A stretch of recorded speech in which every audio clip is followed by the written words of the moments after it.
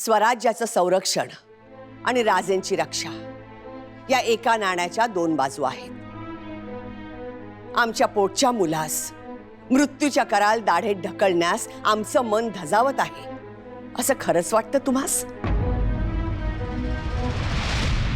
तुम्ही मांडलेल्या प्रत्येक प्रश्नाचा विचार आम्ही जर आमच्या मुलाच्या काळजीपोटी केला तर राजेने हे जे राज्य उभं केलं आहे तिथल्या रयतेनं, मायमाऊलीनं, पोटच्या गोळ्यानं कुणाकडे पाहावं? आऊसाहेब, तुम्ही जे म्हणत आहात ते आम्हाला पटतं, परंतु धोका करणं, दगा करणं हा स्वराज्याचा शिरस्ता नाही सोयराबाई।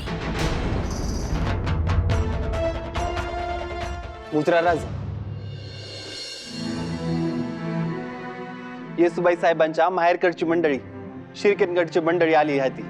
येसुबाई साहेबांच्या मातोश्री, आबासाहेब आणि गणोजीराव बी आहेत सांगा ती।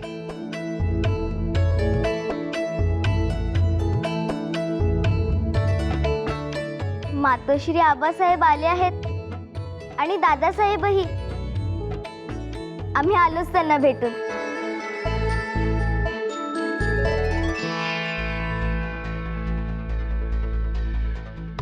परंतु असे अचानक कसे आले तेही सगळे एकदमच आश्चर्य आहे। अहो येसू, आम्ही आणि आमचे आबासाहेब आता आग्र्यात जाणार ना, ही वार्ता त्यांच्यापर्यंत पोहोचलीच असेल, म्हणून कदाचित आले असावेत।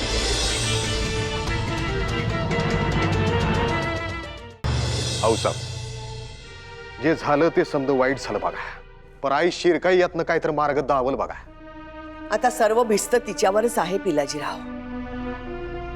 नशिबाचे खेळ कोणास चुकत नाही। ते बी हाय म्हणा, समद स्वराज्य चिंतातूर झाले, सदरेवर समजे कारभारी बी शांत शांत दिसली। कसल्या चिंतेत आहे ती विचारणार होतो, पर तुम्हासनी भेटाय तडक आम्ही आत आलो। राजे आणि युवराज आग्र्यात चालले आहेत, त्या चिंतेने सर्व धास्तावले आहेत। धोक्याची शक्यता वाटते आहे सर्वांस, त्यामुळे वेगवेगळ्या योजना, मनसुबे, चाली आणि रणनीती आखण्यात व्यस्त आहेत सगळे। आपापल्या बुद्धीच्या चातुर्यानं योजना आखत आहेत। मग आम्ही जातो सदरेवर समध्याशी मसलत कराय, बघू काय मार्ग निघतोय ते। कंच्या मोठ्या मसलितीत आहेत समधी कारभारी। हा, आज खलबत खाण्याच्या समध्या मसलिती ही तर सदरेवरच रांगल्यात म्हणायचे का काय? लई मोठ्या विचारात मग्न हायचं झालं, पर चिंता करू नका, विचार कराय आपलं राज आहे ती। आपण फक्त लढाईचा विचार करायचा बघा। अगदी योग्य बोललात पिलाजीराव, आम्ही देखील लढाईचाच विचार करतोय, परंतु ही लढाई रणांगणावरची किंवा हत्यारांची नाही, बुद्धिबळाची आहे। म्हणजे आम्ही काय समजलो नाही, जरा इसकटून सांगा की पंत। अहो पिलाजीराव, राजे आणि युवराजांच्या जागी कुणीतरी तोतिया पाठवावा अशी योजना आम्ही आखत आहोत। हा, आणि याच विचारावर आमची मसलत सुरू आहे। पर पंत, अजून सवाल तसाच आहे। नाही, राजांच्या जागी म्या जाणार, पण युवराजांच्या जागी कुणासनी न्यायचं?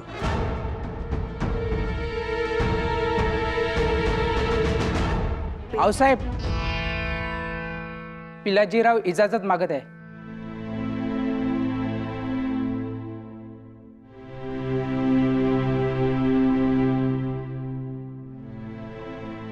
या पिलाजीराव, काही विचारायचं राहून गेलं का?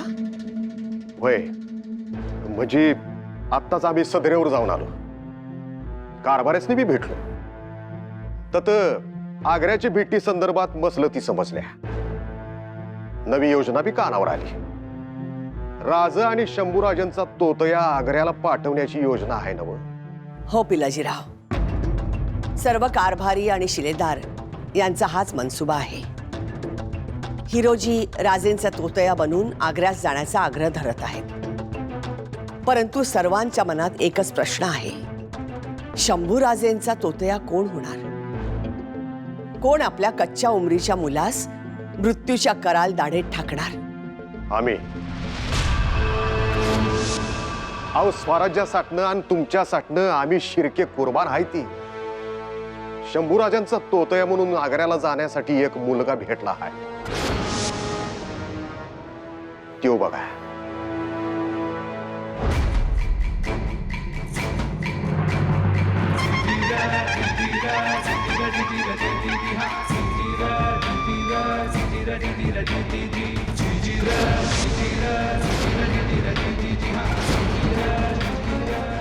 गणोजीराव.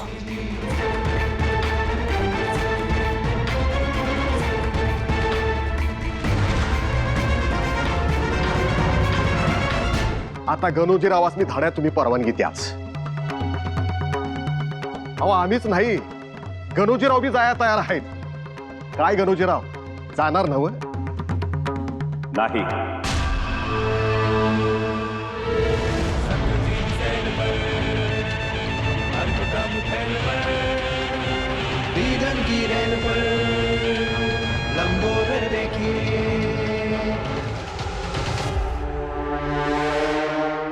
पिलाजीराव, आम्ही तुमच्या शौर्याला दाद देतो,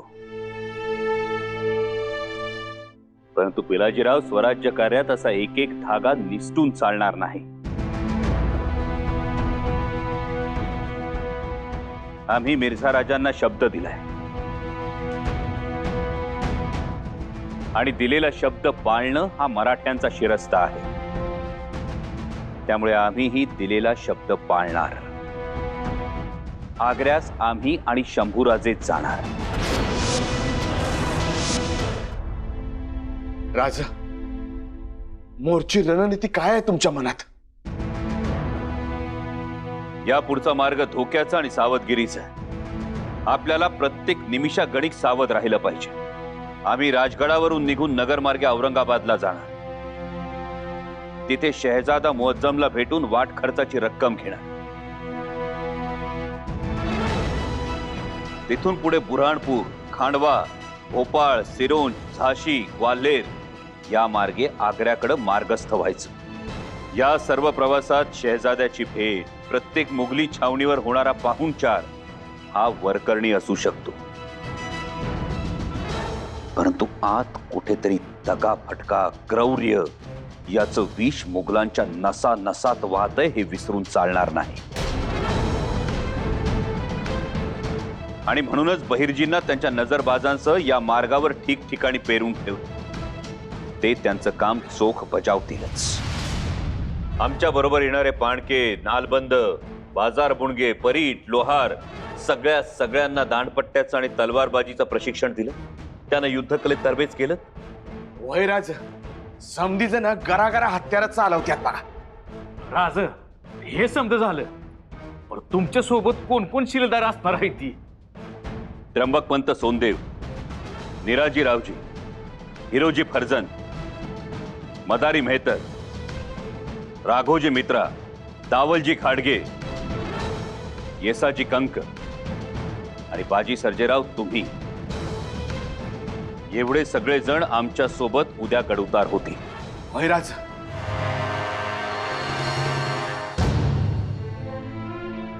आई जगदंबे, आमचे शिवबा मृत्यूच्या कराल दाढेत पाय ठेवण्यासाठी आग्र्यास निघाले आहेत. त्यांचं रक्षण कर. आमचे शंभू बाळा सांभाळ.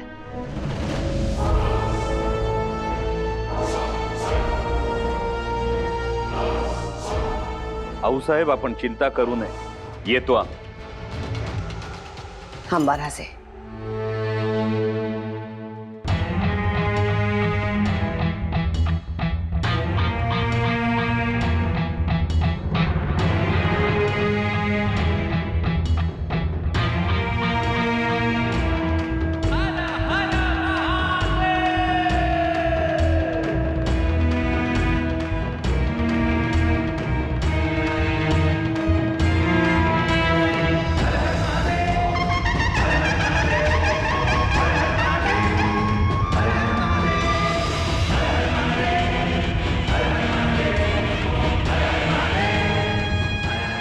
आऊसाहेब?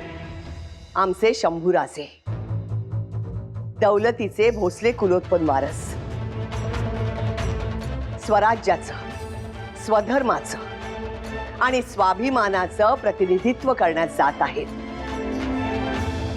त्यांचा मान मरातब म्हणजे हा मंदिर. जसा शेषनागाच्या मस्तकावर पृथ्वीचा भार, तसा भोसले कुळीच्या फर्जंदाच्या मस्तकावर स्वराज्याचा भार. त्याचं प्रतीक म्हणजे हा मंदिर. आऊसाहेब, आपण काळजी करू नका, आम्ही जबाबदारीने वागू.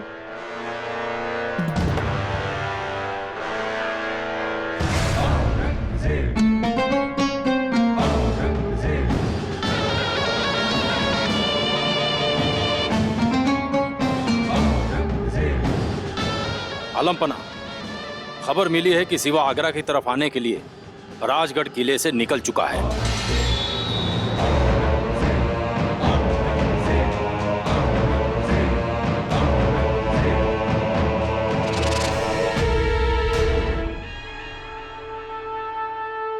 खम्मागढ़ी हुकुम, शिवाजी राजा अपने कुंवर के साथ किला उतर रहे हैं.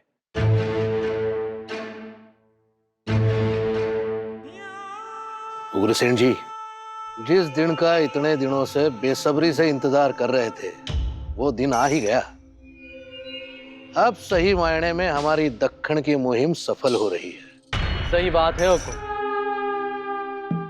उग्रसेन जी, ये शिवाजी राजा दक्खनी आग का गोला हुए है. इसे हाथ में पकड़ना किसी के बस की बात ना हुए. हमने उसे आगरा की झोली में तो डाल दिया है. अब देखते हैं आगे क्या होता है.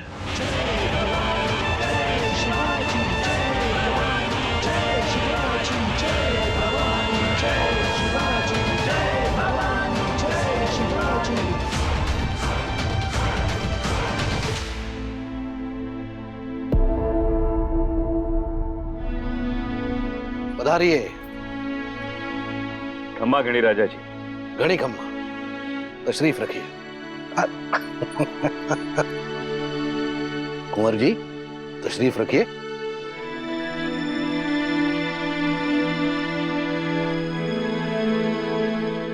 राजा जी, हमने सुना है कि आपके बचे सारे किलों पर हुआ है.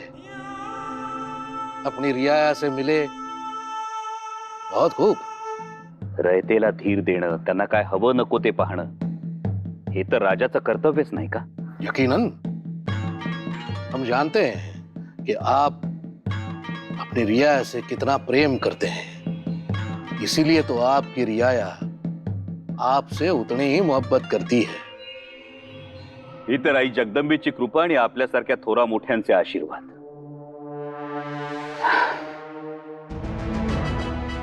राजाजी, वक्त बहुत झाला, आम्हाला निघायला हवा. फक्त एवढीच आठवण देऊ इच्छितो की आपण एकमेकांना दिलेले शब्द वचन पाळली जावी. बेशक. और इसीलिए हम आपको हमारी हथियारबंद जंगबाज 10,000 फौज दे रहे हैं. बादशाह सलामत ने आपको शहजादे का रुतबा दिया है. इसलिए जहां जहां आपका पड़ाव होगा, वहां के शाही आमीर, उबराव, सालार, सूबेदार आपसे मुलाकात करने वहां आएंगे. आपका इंतजाम उनकी कोठी पर, उनके किलों में करेंगे. आपको खाने पर आने का न्योता देंगे. लेकिन आप अपनी छावनी से बाहर किसी से ना मिलेंगे. बाहर का कोई खाना तक नहीं खाएंगे. आपकी छावनी में अंदर की तरफ आपकी फौज होगी और बाहर हमारी राजपूती फौज होगी.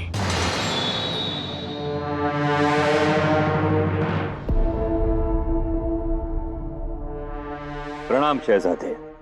सलाम.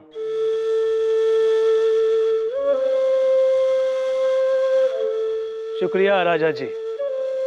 आज आपके आने की खुशी पर हमने शाही दावत रखी है और उसमें आपको जरूर शरीक हो रहा है। बहुत केलेत आमच्यासाठी, परंतु शहजादे आम्ही कोणताही शौक फरमावत नाही। राजा जी, आपको तो सिर्फ शहजादे का रुतबा मिला है, असल में तो शहजादे हम ही हैं, शाही खून। फिर भी आप हमारी तौहीन करके हमने जो तलब किए हैं वो सारे मंसूबे खारिज कर रहे हैं। आम्हाला शहजाद्याची वागणूक मिळणे, शहजाद्याचा रुतबा मिळणे या गोष्टी आमच्या कर्तृत्वामुळे मिळाल्या आहेत आणि आपल्याला केवळ बादशहाच्या पोटी जन्म घेतल्यामुळे, केवळ शाही खून म्हणून ही बडदास्त, आणि म्हणूनच केवळ जन्माच्या जीवावर मिळालेल्या रुतब्याचा आम्ही मुलाहिजा ठेवत नाही।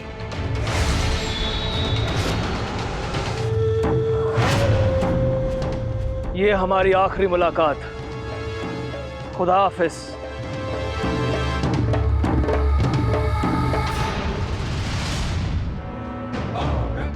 राम सिंह,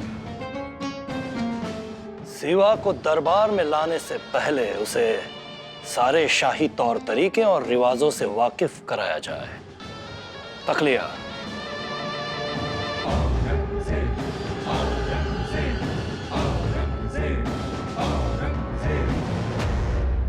मिर्झा राजांच्या सांगणेवर हुकूम राजे आग्र्यास गेले खरे, परंतु वाटेत त्यांना काही त्रास तर झाला नसेल ना? चिंतेनं आमचं मन पोखरून निघाले बघा। आपली चिंता रास्त आहे आऊसाहेब, परंतु राजे आणि शंभूराजे यांची एखाद्या शहजाद्याप्रमाणे बडदास्त ठेवली जावी आणि वाटेत त्यांना कुठलाही त्रास होऊ नये अशा खुद्द औरंगजेब बादशाच्या सूचना आहेत। काही काळबेरे तर नसेल ना? आऊसाहेब, अगदी मनातील भीती बोलून दाखवलीत आपण। या मागे त्या औरंगजेबाचा काही डाव तर नसेल ना? म्हणजे राजेंना आग्र्यास सर्व बडदास्त ठेवून गाफील ठेवायचं आणि दक्षिणेस मिर्झा आणि दिलेर यांच्या करवी विश्वल्ली पसरवून घात करायचा, असा मनसुबा तर नाही ना या औरंगजेबाचा? औरंगजेब लाख डाव टाकेल, परंतु राजेंच्या सावधानतेपुढे सारे डाव फोल ठरतील। स्वराज्याच्या या शिवाजी नावाच्या वादळास कितीही शह देण्याचा प्रयत्न करू देत औरंगजेबास, त्या काट शह देण्याची योजना राजेंनी नक्कीच तयार ठेवली असेल याची खात्री आहे आम्हास।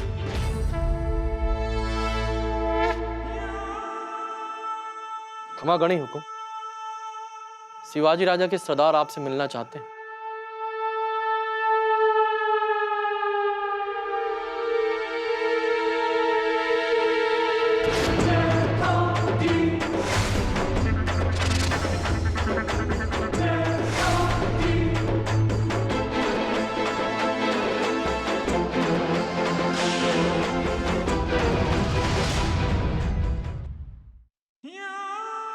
उग्रसेन जी, ये तो शिवाजी राजा से खफा होकर आदिल शाही में शामिल होने गए थे, अचानक मुगली छावनी में कैसे? हुकुम, ये आदिल शाही छोड़कर मुगल शाही में आना चाहते हैं। इनकी तमन्ना है आप इन्हें नौकरी पर रखें। जी हुजूर, लई अपेक्षेने आलो या। तुमच्या पदरी फौजात जर मला दाखल करून घेतलं तर लई उपकार होतील। राजाजी, आजवर आमची समशेर स्वराज्यासाठी आणि आदिलशाहीसाठी चालली, आता तुमच्यासाठी चालावी हीच आमची तमन्ना आहे। तवा राजाजी, आमची अर्जी उदास करू नकासा। ठीक है, लेकिन हम कहेंगे, हम चाहेंगे, उस पर शमशीर उठानी होगी। उग्रसेन जी, इन्हें 5000 ही मनसबदारी बहाल की जाए। जी हुकुम। नहीं तो जी, अब आप हमारे सालार इंद्रमण जी बुंदेला से मिलिए, आगे की कार्रवाई वही बताएंगे।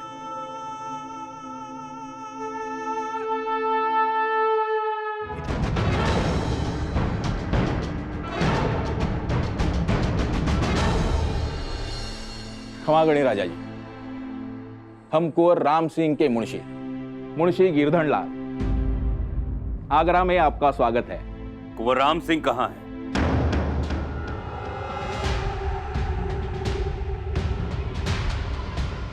माफी महाराज। खामोश।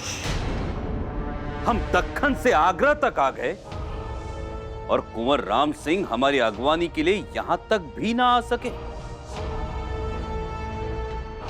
हमारे स्वागत के लिए मुंशी को भेजते हैं।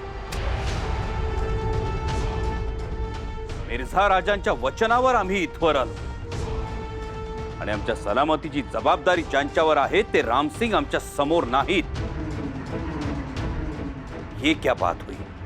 वो आने ही वाले थे, लेकिन बादशाह सलामत के महल की पहरेदारी और सलामती के काम से उन्हें फुर्सत ना मिल पाई। पहरेदारी? महाराणा प्रताप, महाराणा कुंभा यांचे वंशज पहरेदारी करतात इथे? दुर्दैव, दिल्लीच्या तख्तावर ज्यांचा हक्क आहे ते राजपुतांचे वंशज आपलं स्वत्व विसरून पहारे लावतात इथं। हे काय आमचं रक्षण करणार? जाऊन सांगा रामसिंगाला, जोवर ते आमच्या भेटीस येत नाहीत तोवर आम्ही बादशाला भेटणार नाही। आणि जर धमक नव्हती तुमच्यात तर आमच्या सलामतीची जबाबदारी घेतलीत कशाला? निघा। जी राजा जी। आऊसाहेब, आग्र्याहून खबर आहे जी। सांग। राजा आग्र्याला पोहोचलं खरं, पण तोवर देर झाली होती। बादशाह दिवाणी आम मध्ये भेटणार आहे राजासनी, पण राजा लय संतापल्या ती। अहो, राजाच्या आगमनासाठी साधा मुंशी आला, कोणी बिबडी असं मी नाही आली। याचा अर्थ औरंगजेबाचं मन साफ नाही, काही औरच मनसुबा दिसतोय। आज आला हजरत और शिवाजी राजा की आमने सामने मुलाकात होगी। बस ये मुलाकात कामयाब हो जाए और आला हजरत शिवाजी राजा को अपनी मेहर नजर से नवाजे। दक्खन पर हमने तकरीबन काबू तो पा लिया है, लेकिन इसका आखिरी पड़ाव है आज की ये मुलाकात। इस मुलाकात पर पूरे हिंदुस्तान की नजरें टिकी हुई हैं, इसीलिए ये मुलाकात हमारे लिए बहुत ज्यादा मायने रखती है। इस मुलाकात की कामयाबी से ही दक्खन का मंसूबा मुकम्मल होगा।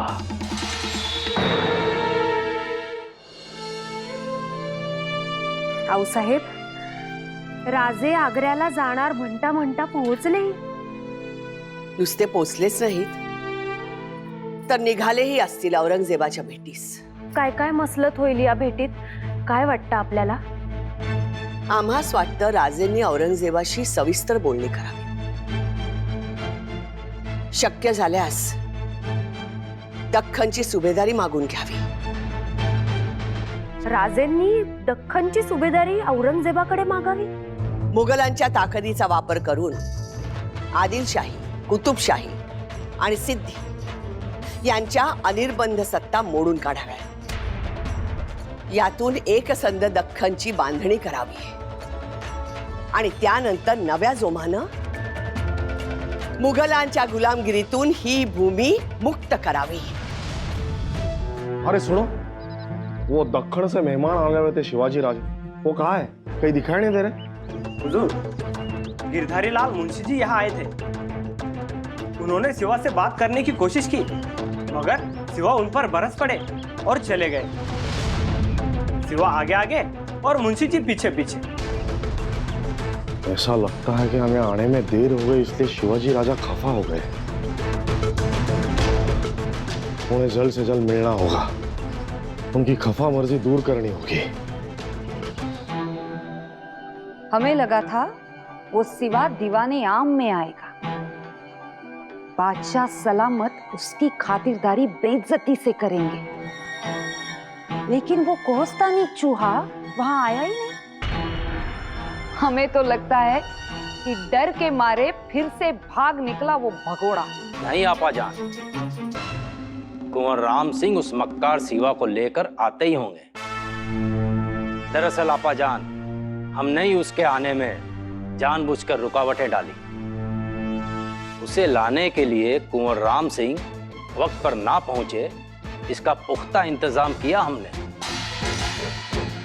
जिससे वो दक्खन का चूहा दरबार में वक्त पर ना पहुंचे और आलम पन्हा की उस पर खफा मर्जी। माशाल्लाह, बहुत खूब। शंभूराज, औरंगजेब बादशाहचा दिवाणे आमचा दरबार संपलेला दिसतोय. आता दिवाणे खासच्या दरबारात वेळेत पोचायला हवं. शंभूराजे, आता वक्त नजीक आलाय. ज्यासाठी आपण राजगडाहून आग्र्याला आलो ते काहीतरी खास करून दाखवण्याचा.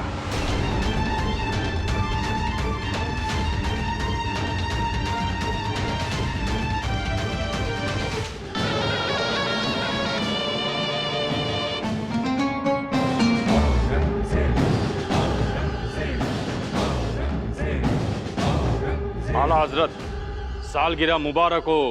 मुबारक हो, मुबारक हो, मुबारक हो, मुबारक हो, मुबारक हो, मुबारक हो, मुबारक हो, मुबारक हो, मुबारक हो, मुबारक हो. शुक्रिया, शुक्रिया मेरे अजीज, शुक्रिया.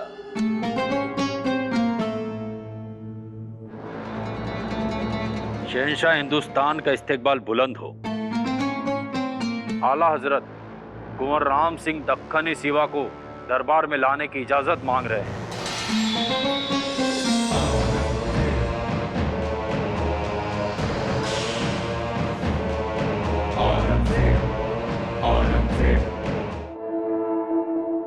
आई जगदंबे,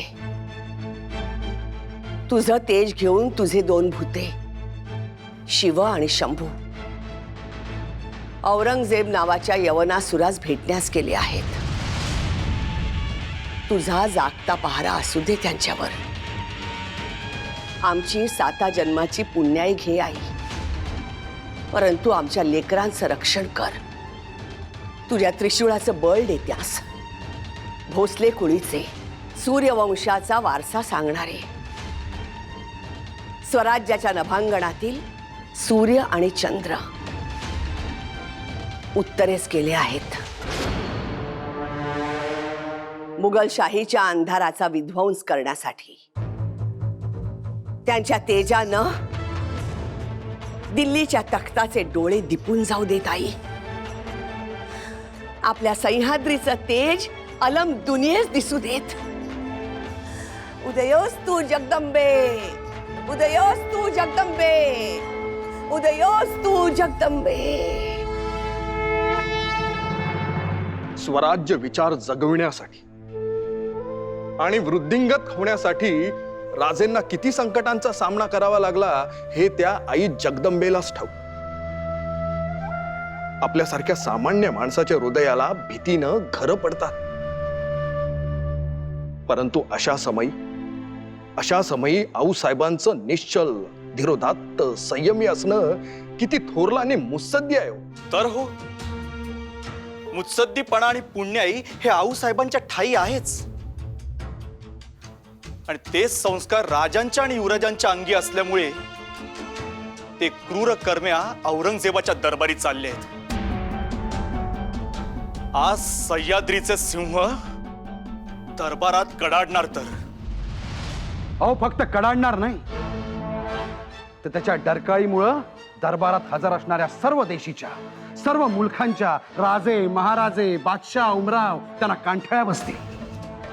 त्या बादशाचा आलमगिरीचा भोपळाही फुटेल आणि तिथं असलेल्या सर्वांनाच समजेल की या मुघली गिधाडांना पुरून उरणारा सह्याद्रीचा सिंह आता उत्तरेत आलेला आहे. जो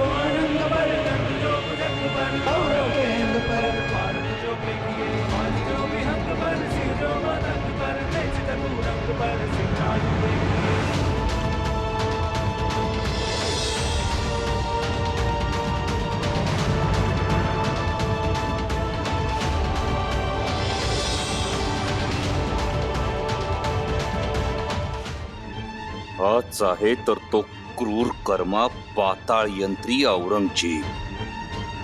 तो यही है वो कोहस्तानी चूहा, वो दखनी बागी सिवा.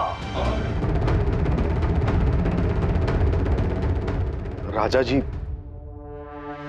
शहनशाह हिंदुस्तान आपके सामने है. उन्हें कुर्निश फरमाइए. ये दरबारी रिवाज है. कुर्निश फरमाइए राजा जी.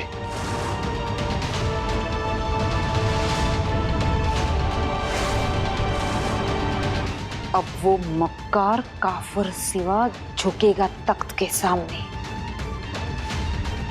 तब जाके सुकून मिलेगा. राजा जी. नामंजूर. आम्ही कुर्निश करणार नाही. ना आम्ही कुर्निश करू न कदम पोशे.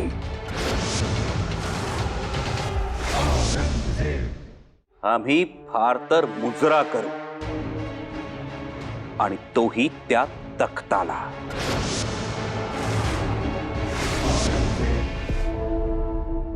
आऊसाहेब, बादशहा औरंगजेब आणि आपले आबासाहेब दोघेही राजेच ना? मग दोघांमधील फरक तो काय?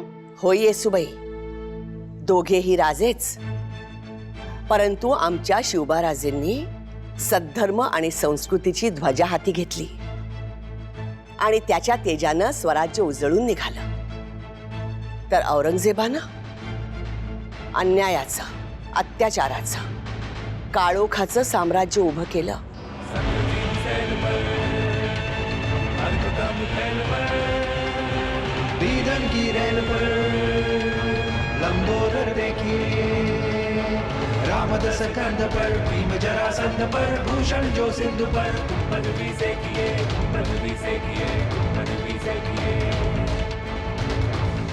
आऊसाहेब, आपण म्हणालात हे मुघल या सर्व युनी सत्ता, परकीय आक्रमक, लुटारूंच्या टोळ धाडी आपल्या देशावर चालून आल्या आणि दिल्ली काबीज केली. मग हे दिल्लीचे तख्त कोणाचे? येसूबाई, दिल्लीचा उल्लेख आढळतो तो पुराण काळापासून, अगदी महाभारतापासून. त्यावेळचं हस्तिनापूर म्हणजे आजचं दिल्ली. त्यानंतर मौर्य काळात या शहराचा विकास झाला. तदनंतर तोमर राजा अनंगपाल यांनी लाल किल्ला बांधून दिल्लीस पुन्हा राजधानीचं स्वरूप प्राप्त करून दिलं. आणि त्यानंतर महाराजा पृथ्वीराज चौहान यांनी दिल्लीचे शेवटचे हिंदू चक्रवर्ती सम्राट म्हणून लौकिक गाजवला. पृथ्वीराज चौहान म्हणजे क्षत्रिय कुल शिरोमणी, शब्दभेदी बाणांचे किमयागार. त्यांची हीच कसब गजनीच्या मोहम्मद घोरीच्या मृत्यूस कारणीभूत ठरली. होय ना आऊसाहेब? हो येसूबाई, खरं तर या मुघल वंशाच्या औरंगजेबाची आपल्या पवित्र देशाचा बादशाह होण्याची पात्रताच नाही. मग तरीही आबासाहेब औरंगजेबास मुजरा करणार?